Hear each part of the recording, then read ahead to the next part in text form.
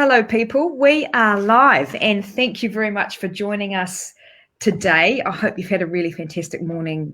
It's only 10 o'clock, but the last few hours. So I wanted to introduce Vaynant Jacobs, who we seem to be doing a regular thing, don't we, Vaynant? Yes. Well, we'll keep going as long as relationships need it. We'll be up here. And I think relationships will always need our assistance, don't you think? Yeah. No, it's so important. I guess part of our society, like I think the building blocks of a healthy society is the healthy family. And so, whatever we can do to help strengthen families, we'll be here having those conversations. We will be here. And today we're talking about rebuilding trust in your relationship, because I know that a lot of couples, whether they're premarital,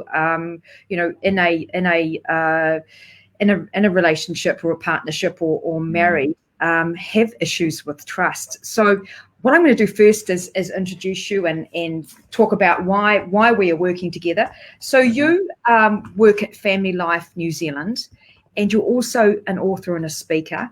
And people might have picked up on your accent that you come from South Africa in 2000. What gave it away? Yeah, exactly.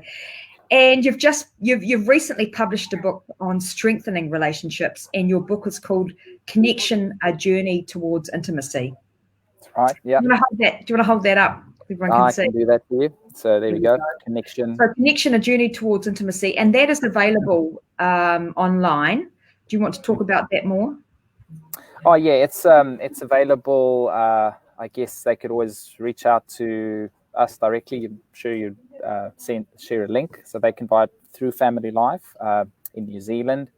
If they're online, want a Kindle version, that's available on Amazon, as well as to the audio book listeners. That's also available on Audible. So it's available in a few spaces. Great, fantastic. So your passion is really about equipping and encouraging couples to build strong, healthy, and happy relationships. Yes. So when you took up the executive director role at Family Life, it was sort of a perfect role for you, really, wasn't it? Because Family Life exists to strengthen families and help couples stay happily married and in relationships for life. So let's talk about, just briefly before we get on to talking about rebuilding trust, is the Weekend to Remember weekends, and you've got one that's coming up soon. So a few days actually. The countdown over here says 2 days and counting. 2 days, sorry.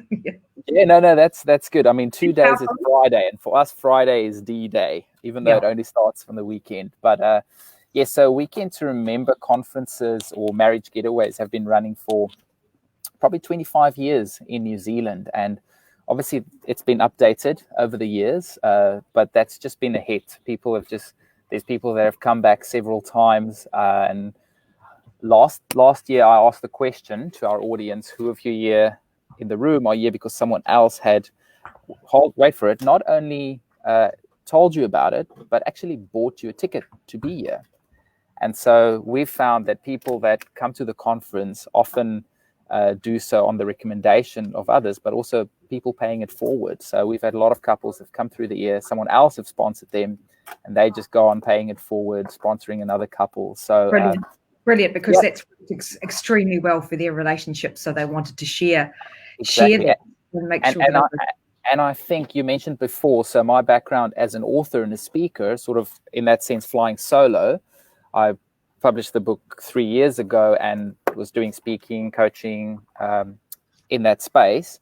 And then when I met with the team at Family Life, I was quite delighted actually to be in a room with a bunch of people who were just as nuts about making marriages work as I was. And so when this opportunity came up to step up as the executive director, it just made sense. And I mean, Family Life exists because we know that when people develop relationship skills, their relationships flourish. And that's what we're all about. Absolutely. And it's not just, you don't deal just with people who are in marriages, but also de facto relationships. Would that be right?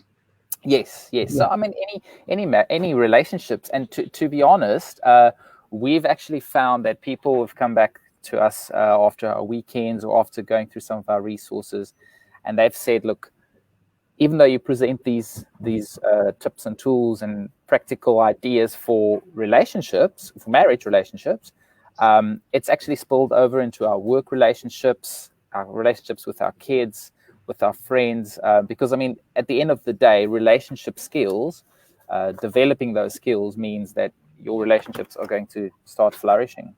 Yeah, totally. Absolutely. It's use the analogy of the plant analogy, where if you feed your relationship and you nourish it and give it what it wants, then it will flourish and grow. But if you just ignore it and it sits in the corner, then, unfortunately, the relationship suffers just as the plant would, So let's get on to our topic today. So we're talking about how couples can rebuild trust in a marriage or a de facto relationship. So, as we all know, trust in an intimate relationship is rooted in feeling safe with another person. So if you get cheated on, infidelity, if there's lies or broken promises, then that severely damages the trust that is held between a husband and a wife or a de facto relationship. It doesn't necessarily mean, though, does it, Vaynant, that a marriage can't be salvaged.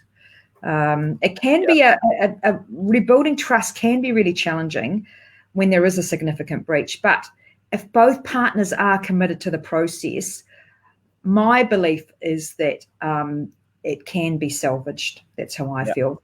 Do you think how do you feel from your perspective? Do you believe in that as well? Yeah, I think the foundation from where I often work when I'm working with people and when I'm writing, I guess the idea for me that love is a choice, not a feeling. That's the foundation of any relationship. So when you choose a person, and that's what we do when we say vows, right? When we get married. But when we choose a person, we actually say, hey, look, it's not about the feelings right here. It's about my choice. And so we often say feelings follow decisions. And so if I've decided to commit my life to sharing my life with this other person, yes, you're right. Trust is a big foundation there, but trust can be developed. Good communication can be developed. Learning how to work together, learning how to live together, learning each other's likes and dislikes. Those are all things that we develop over time, but we only develop that once we've made the decision, hey, I'm choosing, and for me, love is focus. Love is focusing on one person, and therefore saying, "Hey, look, I'm committed to you in terms of spending my life with you," and that's why I think marriage is so powerful, and why it hurts so much when someone who's made that commitment has broken your trust. Yeah. But if the decision is there, I think people will find ways to make it work. Whereas if they haven't, I guess, established for themselves really firmly what that decision is and what that commitment looks like, then it's, on the contrary, probably easy to find excuses or ways out of the relationship. And I know it's not always as simple as saying you're finding an excuse. It's not what I'm saying, but I think that to me is the biggest building block. How bad do you want it? Have you made a decision, and do you want this relationship to work? Yeah, totally. Just to let people know, if they've got any questions or comments, please post, and we're happy to answer any questions that you may have in relation to your own relationship if you're going through issues, or do contact us out of this Facebook Live. We'd be happy to help you in that regard. So, research has really shown that couples must address sort of 5 sticking points in order to move past, when there's been a breach of trust in a relationship. So, and those are, knowing the details, releasing the anger, showing commitment, rebuilding trust, and rebuilding the relationship. Can we just go through those again? Sure. So knowing the details, okay. I'll talk about each of these in more detail. Releasing the anger, showing commitment, rebuilding trust, and rebuilding the relationship. So it must be, and as you were just talking about before, if you were the offending partner or the betrayed, in order to rebuild the trust in your marriage, both of you, or your de facto relationship, both of you must renew your commitment to your relationship and to one another. You cannot rebuild that trust if you don't have that in the first instance. Yes, that's true. So looking at knowing the details, obviously there's always two sides when there's a couple. Yeah. And the offending partner needs to be upfront and honest about what's been going on and give out information. And give clear answers to all and any questions that the other partner may have. Yeah. So what happens, in fact, that the betrayed party actually gets a broader understanding of the situation, why it happened, when it happened, and where it happened, and what sort of feelings or problems in their own relationship may have contributed to the situation. When the mitigating circumstances, for example, Yeah, Bridget, I'm sure you deal with this particular thing probably quite regularly in your work. How many? Is it fair to say that broken trust can probably one of the leading causes of separation? Absolutely, without a shadow of a doubt. And that comes back to, a lot of that comes back to communication as well. Talking about, if people are unhappy in a relationship, then they need to actually, the other partner is not a mind reader. Everyone gets busy with their own life and what's happening in their life, and sometimes tunnel vision. And if there's children in the marriage, in the relationship too, that obviously puts a huge strain on the partners. But that's why probably lockdown was actually a really good opportunity for a lot of people to actually sit down and talk about their relationship and have the time. So you really do need to make some time and space for yourselves. If you feel like the relationship is not going well for whatever reason, is actually to take that time without any interruptions like children or phone or anything, and talk about that. And obviously if you need assistance, we're both here to help in that regard if people can't bring themselves to do that on an independent basis. Sorry, you go. No, I was going to say the irony is that not, time together won't always help necessarily, unless you have the tools. And I always think about developing healthy relationships. It's probably not dissimilar to learning how to bake a souffle or learning how to, build a coffee table or build a house, or any skill that you're trying to acquire. You would automatically know that, hey, I need to go and study from the master, or I need to go and read a book on this, or I need to go and we use the words upskill in this area. And it's funny how, sorry, you're saying? And don't be afraid to ask for help. Don't be afraid and think that it's embarrassing. Well, that's the thing. In your relationship. People deal with this thing of shame, right? So they don't talk about it, because this idea that we can go and upskill in our relationship really isn't something that we talk about. When we're not taught how to do relationships well in school, so people grow up with the assumption that I can either do relationships well, or, hey, I'm not good with people.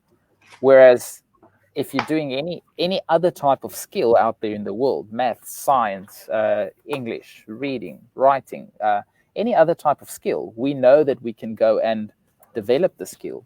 For some reason, people get stuck with this idea, this fixed mindset around relationships, and either I'm just not good with people, or I just can't make this work.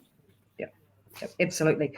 So after both partners know the details of this trust breach, then the second thing is being able to release the anger that may be held by both parties or one party. Because even minor breaches of trust can actually lead to mental, emotional, and physical health problems. There might be problems with people, trouble sleeping, or they've had a diminished appetite, or they might be quick to trigger or irritable over small things in their life. So it's very tempting to be passive and not talk about all of the anger and the emotions that seem to be coming to the fore or being bottled up. So they both have to, the betrayed partners actually need to tune in and reflect on the feelings they have, consider the impact of your betrayal or their betrayal on you and others, whether that's family or wider, or your children or wider community or friends. So people have to go through a reflection process, and they need to reflect on how life has been disrupted, including thinking about all the questions and doubts that are emerging in their life. And you've got to make the other partner aware of those. And, even the offending partner is encouraged to express any feelings of resentment and anger that they might be harboring since before the incident. And they may be both offending partners. They may both have betrayed. So it's not necessarily one or the other. It could be both. I can hear that law degree coming out there, Bridget, the offending partner. And so it's funny. It's funny because as you were describing that, I could literally see myself the other day getting home. And so my son, as I've mentioned to you before, little Jonah, he's 15 months old. And so just in the season, we've got the privilege of my wife, Alray, being able to sort of look after him full time. So she spends her days with him, which means she's constantly looking at ways that he can develop and grow. And that means that toys take up a significant space in our home. or educational toys. And I'm trying to keep up, right, with the budget side of things. And yes. And a small thing the other day turned into a big thing because of this trust issue. So we were just talking about what we think would be a good toy for him to get, and not a cheap purchase by any means, but also not extremely expensive. But I guess something that I guess in passing, I just said, yes, we can do this, but let's do it next month. Okay. And so for me, that meant committing to saying, hey, we could purchase this thing next month. And so this day, the day when I came home, she happened to be out running a few errands, and she purchased this new toy for right. Okay. And so when I came home, look, I guess if I look at it from just a practical point of view, her point of the story was, hey, I was out anyway. I don't want to be driving in and out to the shops all day trying to find and trying to purchase things. When I'm out there, I'm going to be efficient in my time. And so from her point of view, not wanting to waste time going back and forth, and if I'm there now, why don't I get it today? But from my point of view, I'd told her that we'll get it next month. Right. Now, how did things go from there? And would you exactly? So here's the thing. So I was rather upset, and she couldn't understand why I was so upset, because according to her, we didn't firmly decide this is what's going to do. Right. According to her, I just didn't feel like going to the shop right now, and she thought she was doing me a favor by not involving me in going out and buying the toy for Jonah. So that's fair, but in my mind, I thought I'd communicated clearly that we will get this next month when we have the budget. And so, as you can imagine, I felt like my trust was broken. Yes. And I became rather annoyed because it felt like she didn't hear me in that moment. And she felt annoyed because it felt like I'm being impractical. And it's not a big deal.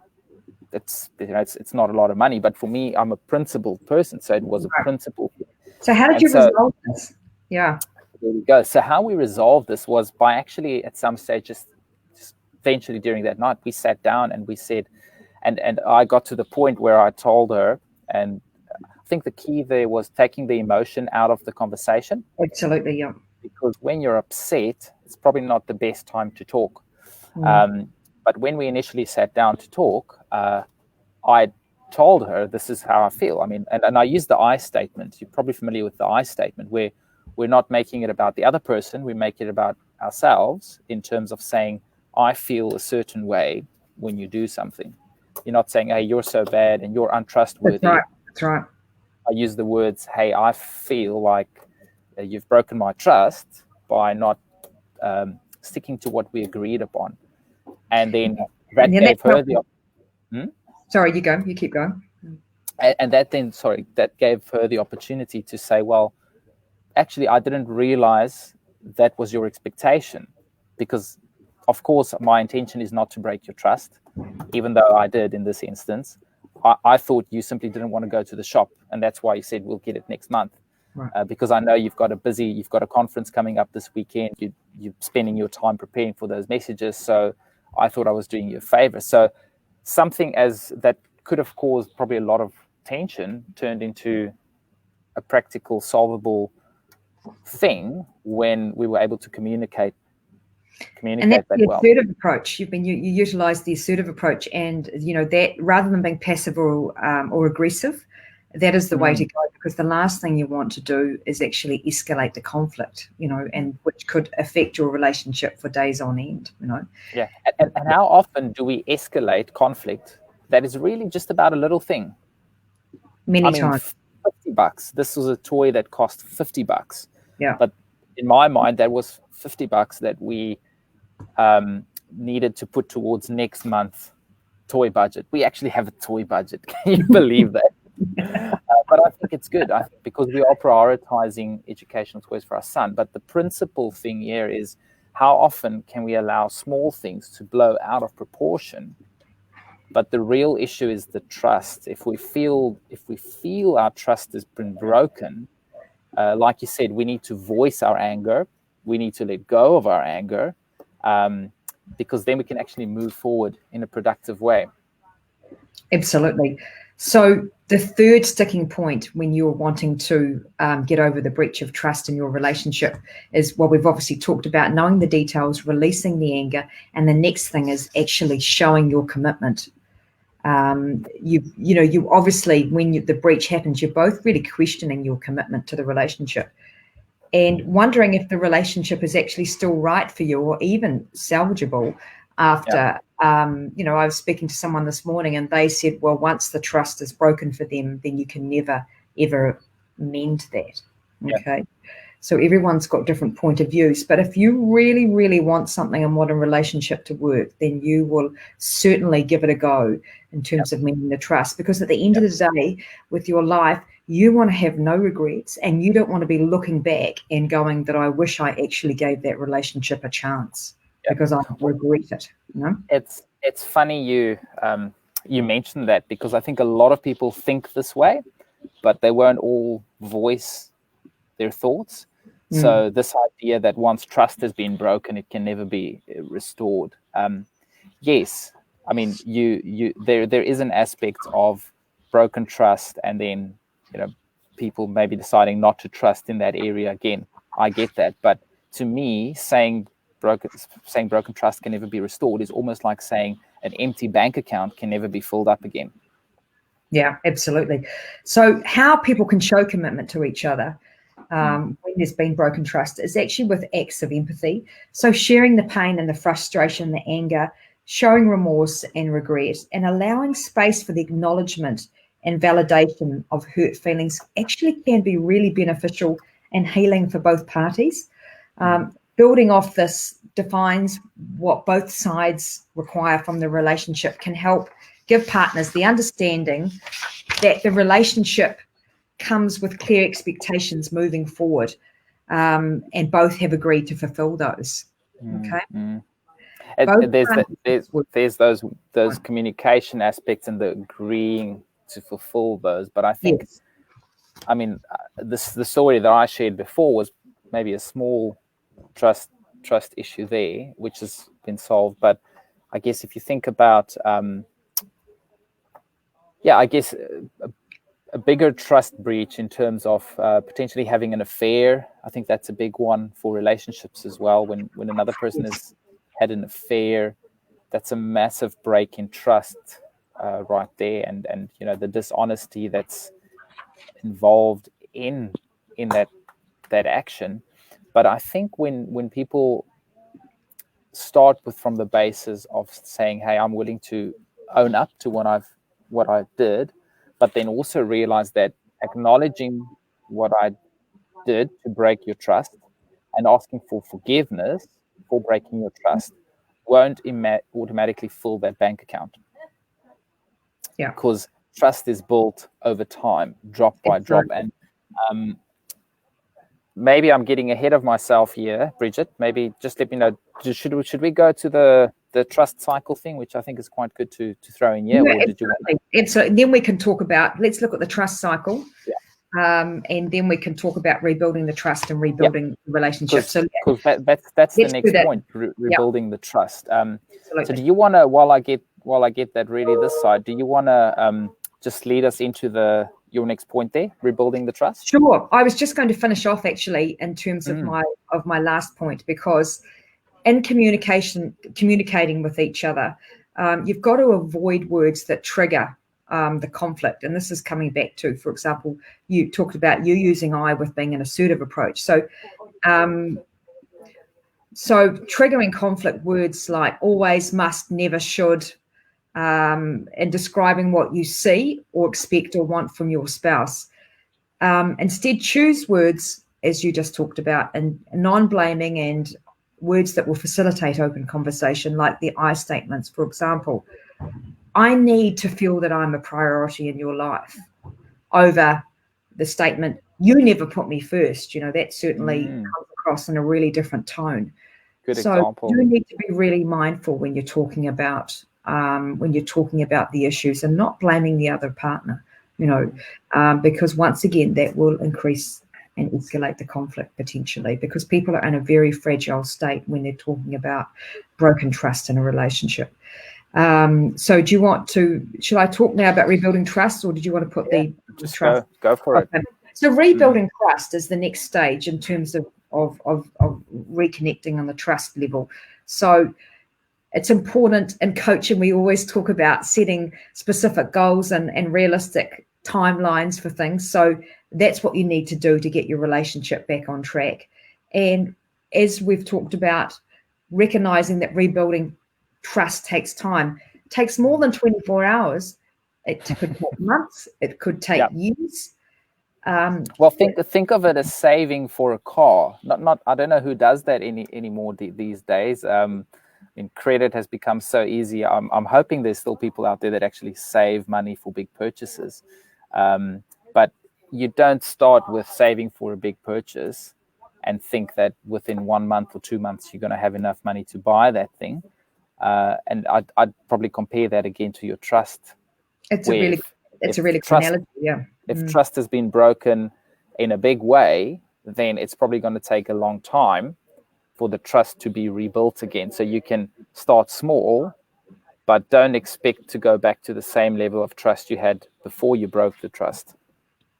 Absolutely. So how you build trust is decide to forget or be forgiven. Okay. And this is a really important choice or decision. You've got to make a conscious decision to love that person by trying to let go of the past. A lot of people. Is this the person forgiving or the person who broke the trust? Well, it's the person who is the forgiving. There might be, but remember as I talked before about the fact that they both might have betrayed each other, so there are instances, scenarios that I've come across that are like that as well. Obviously, you've both done something, maybe the same thing that has broken the trust for you both. Okay. And it is really hard to let go. People really get stuck in their stories or stuck in what has gone on before. So you need to make that conscious decision and effort to let that go, not bring it up 5 years later, for example. If that you forgiveness thing, eh? Absolutely. But the interesting thing for me is you can forgive, as in not be mad anymore, but that doesn't mean you're going to lower down your guard and you're going to allow the same level of trust and intimacy. That takes work and that takes time. Absolutely. Because we don't allow everyone the same access to our hearts and to that intimate part of us that's reserved for one special person, right? That's right. And that special person broke your trust. You might have a bit of a wall up there again. And sure, you could recognize that they messed up, they apologized, you could forgive them, but not have that same level of, you have your guard up, you're not there yet in terms of trusting them in the same way yet. But that takes time, and that's a process. But the thing you touched on, which is important, the forgiveness aspect. Absolutely. And then the next thing is being open to self-growth and improvement. No one is perfect. Perfection doesn't exist. Nothing does, in terms of is perfect in life. And you can't repair broken trust with just promises and statements of forgiveness. As we all know, actions speak louder than words, don't they? And the underlying causes for the betrayal need to be identified, examined, and worked on by both spouses for the issues to stay dormant and not active. And be aware of, sorry, you go. Yeah, no, so I like this model by Dr. Erik Erikson, and it's actually it's not a new thing. It's been around since don't quote me on this, but I think it may have been around since the 60s. Now let me just share my screen with you. Have we got that on? Yep, here we go. Screen? Beautiful. Now, this has been around for a while, and it's called the trust cycle. And he developed this in context of relationships, and I guess how we form trust as a baby entering into the world. And so, the trust cycle has 5 stages, and basically the first one right there is the need, number 1. Then, of course, the need is expressed. Number 2, and after the need is expressed, you would have 2 options, right? There's a response to the need. If the response to the need is positive, then trust is built. If it's negative, then trust hasn't been built. So the 4th step there is, if the need is satisfied, there's comfort, and the cycle continues. Okay, so think of this in the illustration of a baby being born in the world. So whenever a baby has a need, he's hungry, okay, that's number 1. He has a need, or she has a need. So it's funny how as we grow up, we forget this innate ability to cry, if I can use the term. A baby knows that if they need anything, they need to communicate that. And even though they don't have the words yet, their communication for a need is to cry. As a parent, so that's the need expressed part right there. As a parent, there's a response to the need. And so if the need is met, if the baby gets fed, or the nappy gets changed, or whatever the need might be, then the need is satisfied, there's comfort, and trust is built. Does that make sense? Is that I guess absolutely. So the study here, and Dr. Erik Erikson was a psychologist who talked about how people develop, and if at a young age a baby doesn't have repeated trust cycles formed, then there's actually a part of their brain that doesn't develop as well, because they don't have that safe, secure trust environment where if I express my need, if I have a need, if I cry, there's someone there, my parents are going to look after me. And so people can also actually grow up with an innate distrust towards the world, depending on and that's again why family relationships is so important, because a good marriage between a mom and a dad means that if they love each other well, that love would often translate to the children. And if they don't get along well, the children sees that interaction, and so there's ultimately a level of insecurity that develops. But I digress a little bit. I'll get back to the trust thing. So if we develop trust, if we want to develop trust, we need to repeat numerous trust cycles. That's right. And so ultimately, when a baby cries, a parent needs to sort of figure out what he's asking for. Okay, it's the same. Often when we act out in our relationships, it's the partner's. Well, it's not your responsibility really, but you can take up that responsibility, even though someone might not always express the need well. Take it upon yourself to probe, to ask, hey, what is it that you need right now? But there's this marriage myth. We actually talked about it in our podcast, a previous show, where people think in marriage, if I've married the right person, they would know what I need. And this is nonsense. I mean, no one on earth is a mind reader. And the thing is, if you love someone, you want to meet their needs, right? And the best way for doing that is by knowing what the needs are. And the best way to know what the needs are is for your partner to become good at expressing those needs. It's not a bad thing to tell your partner, hey, this is what I need right now. What a wonderful thing. On the contrary, what a wonderful thing if you have developed the skill to, well, first of all, know what you need, then express the need, and if the partner then does something to meet the need or to bring that comfort, that's how you bring trust cycle. It's almost like the layers of an onion. And actually, in my book, I write about trust, nakedness, and connection and vulnerability, because this whole trust thing to me is so crucial. It's a crucial aspect to the intimacy aspect, and intimacy is almost it's supposed to be the ultimate expression of trust.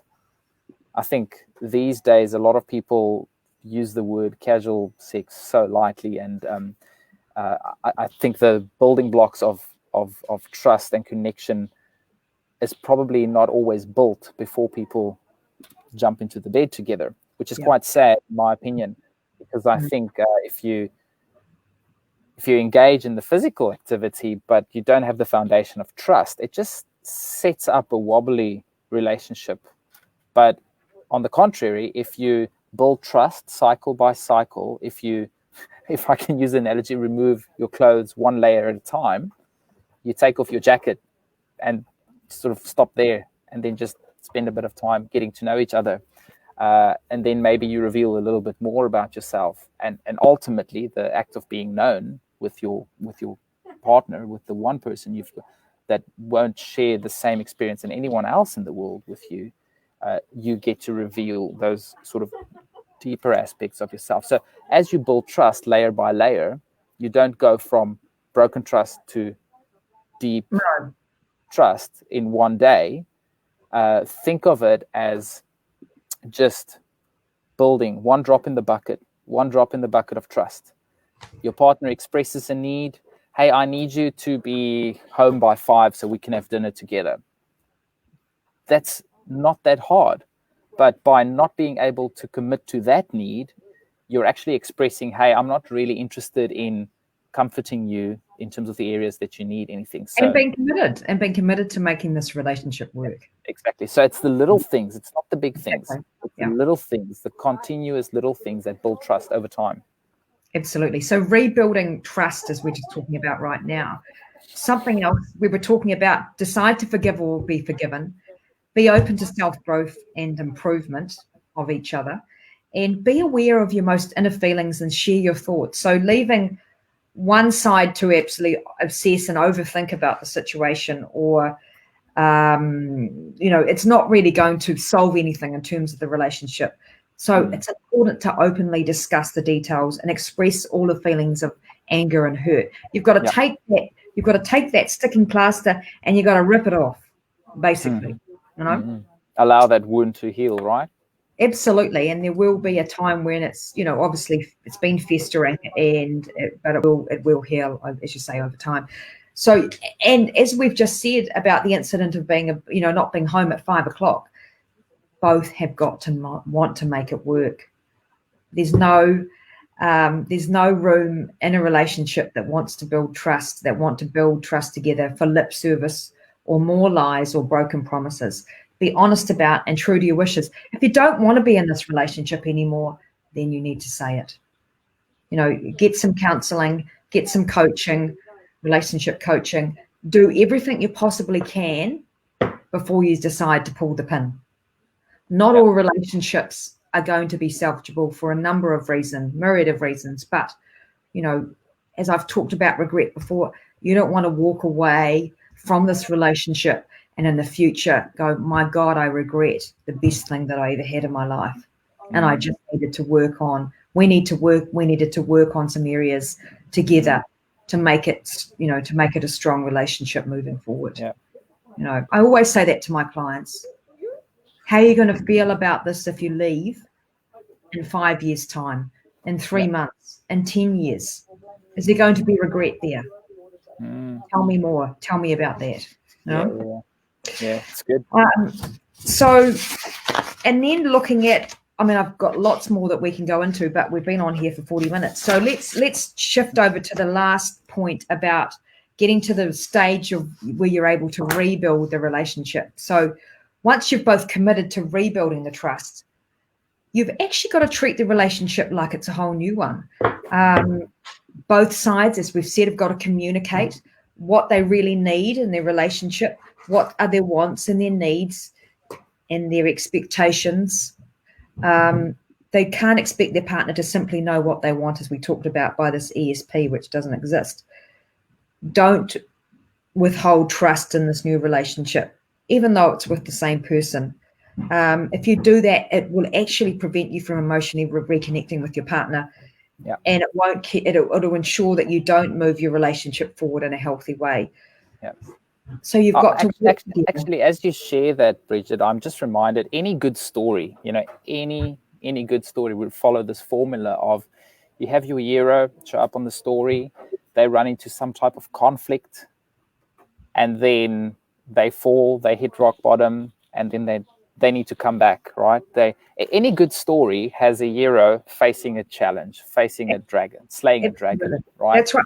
Absolutely. We all go through challenges. In our times in our life, I know myself, I've been through multiple challenges at once, and I go, why me? And how the hell am I going to deal with all these challenges that I've got on my plate right at the moment? And you've got to do baby steps, and you tackle them at one at a time, and you can do it. You can get through it. You can be strong. You can be resilient. You can be facing horrendous situations, but with the love and support of yourself and loving yourself, and if you've got a partner, being there for each other, you can get through these challenges. You really can, And just to finish up that thought, in terms of a story, the worst stories, if you go and analyze them, are usually the stories where the characters don't grow. We talk about flat characters. Whereas the best stories have good character development. And so just because a character starts out one way in the opening scene of a movie doesn't mean they end the same person at the end of the movie. And when you're talking about starting fresh and being willing to forgive, think of it as literally turning the page, saying, hey, this story isn't done yet. Let's give my partner the benefit of the doubt and give him an opportunity to grow in his character or her character and to develop. And if I'm equipping them with the tools in terms of expressing my needs well, then they have the opportunity to regain trust, to rebuild trust. Absolutely. And so how can people actually rebuild the relationship? Well, those date nights that you said you would do, you're actually going to do them. You're actually going to put it in the diary, get a babysitter if you've got children, and go and have some fun together, fun and laugh, work on that 5-year plan, that 20-year plan, that 10-year plan. Find your love languages. Google your love languages if you don't know what they are, because it might be that you both have completely different love languages. And always make sure you check in with each other in terms of how the relationship is doing, or is it living up to the expectations that you both have. Fundamentally, we've all got to remember that all relationships that we're in, whether it's an intimate relationship or whether it's a friend relationship or whatever, business relationship, they all require work. Even the closest of couples, tight-knit couples, have to work hard at some stage to renew the spark while working to grow in the same direction year after year. And if you need help, get professional help. Whether you need a marriage counselor, whether you need some relationship coaching with either you or me, whether they need to get some financial assistance, because that's been where the trust is broken, for example. If you address the 5 issues that I've discussed and really focus on that trust cycle that you've been talking about, Baynard, you're able to hold on to the bigger picture and stay strong and get committed to working on it together. So, if you think that your relationship is doomed because there's been a betrayal of trust, I really strongly urge you to actually give it a chance and work on it with the no regrets at the end of it if it doesn't work out. You know? Yeah. And maybe just a leaving piece or a thought here is, I know that for me in our relationship, I've always come out stronger on the other side of broken trust. And fortunately, we haven't had to deal with extreme cases in our relationship. But to me, because I'm a principle person, a person of principles, to me, a small issue of trust can turn into a big deal, really. But I've looking back, I can always see that every time trust has been broken, whether by me or by Alray, if we've taken the time to work through it, our relationship have grown so much stronger in that area as a result. Think about it as breaking a bone, breaking your arm, or even just going for exercise. It turns out that your muscles don't get stronger through exercise. They actually slightly tear through exercise. But through recovery and rest, does your muscles grow stronger? Same with a bone. If a bone breaks and it heals up, that part where it heals up actually becomes stronger than it was before and becomes stronger than the rest of the body in that area. So same with relationships. If you want to commit to the relationship and you can develop the skill, build the trust, this area of your relationship will actually become stronger than it ever was before. So maybe let that be an encouragement to go out there and rebuild the trust. Yeah. So everyone, I hope you've enjoyed us having a chat about rebuilding your trust in your relationship. We are available at any time. Contact us if you need some assistance with your relationship. Don't contact me at 2 a.m., please. No, not 2 a.m. No. No, I'm just kidding. Turn your phone off, you know. not any time, but we'll make some time because this is important, that's right? Absolutely. Yeah. So have a fabulous week, everybody, and we will be back with another Facebook Live very soon. Thanks for joining us. Brilliant. Bye now. Bye. See ya.